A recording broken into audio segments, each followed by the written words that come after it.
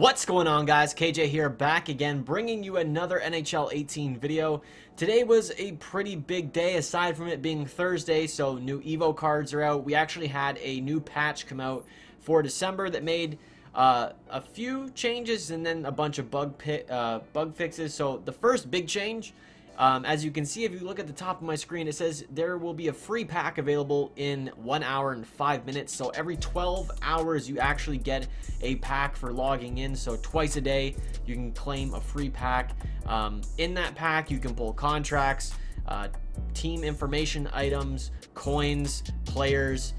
I believe that's it. I don't think you can get collectibles in them, so it's just kind of like the basic items, and this replaces your daily login bonus for coins. Now, I know a lot of people aren't happy about this.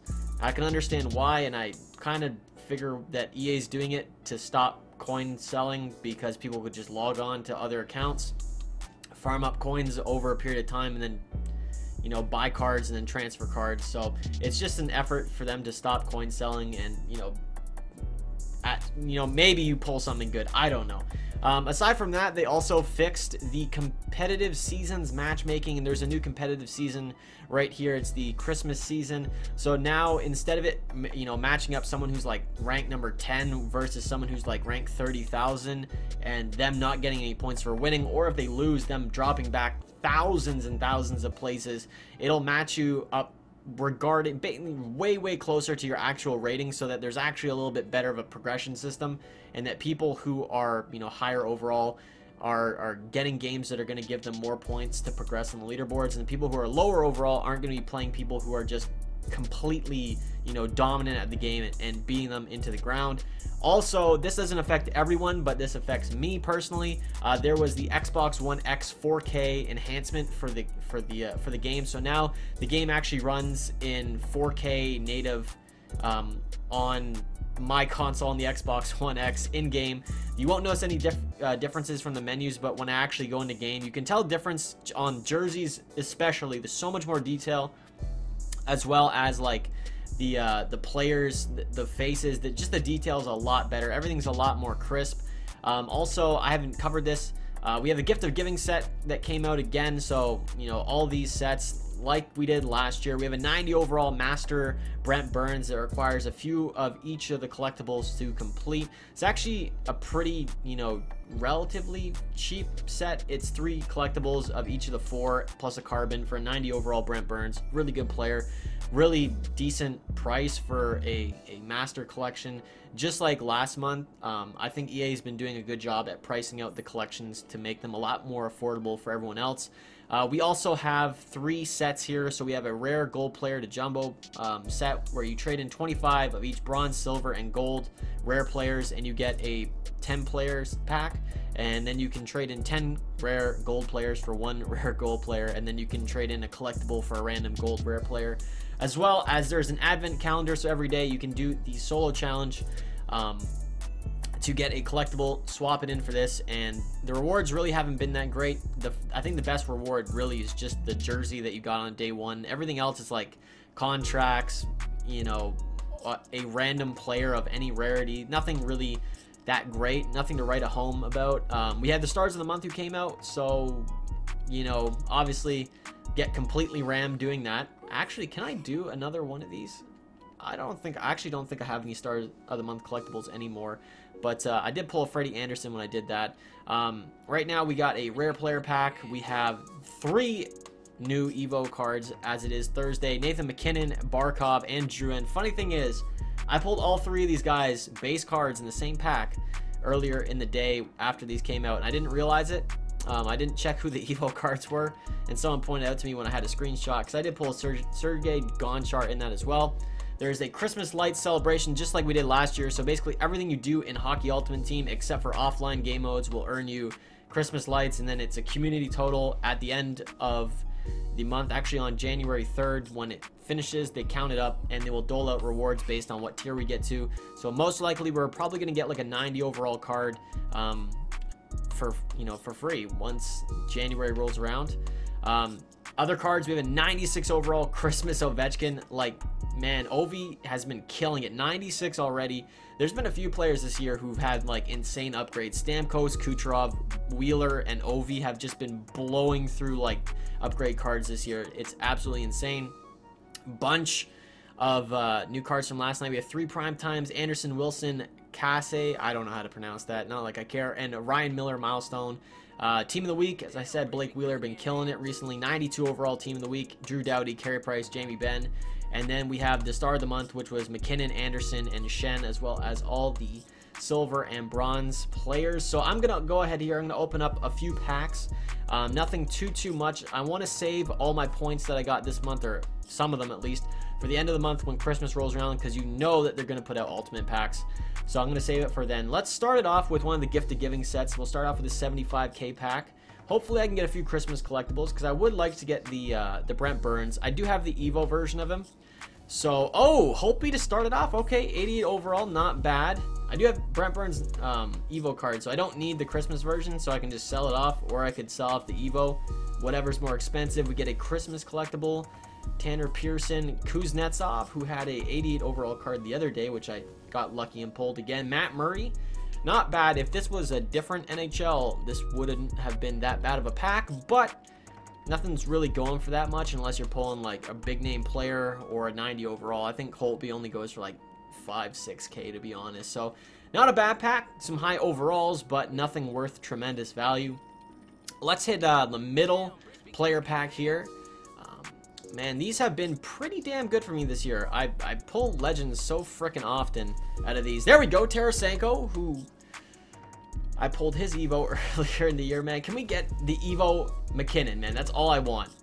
The only card that I want that's out right now is the Evo McKinnon. I could care less about the 96 Ovechkin. It would be nice to pull, but I really want that McKinnon. And that first pack, 87 overall Tarasenko, which is not that bad. This is going to be a pretty quick pack opening. Not gonna lie, but you know, not that much out, and I want to save points for later. All right, starting off pretty damn weak again. This is gonna be a bad pack, isn't it? Yep, nothing but 83s and 84s. Not even an 85 in that one. That is absolutely brutal. All right, here we go. Let's do the humongous holiday pack. Might as well.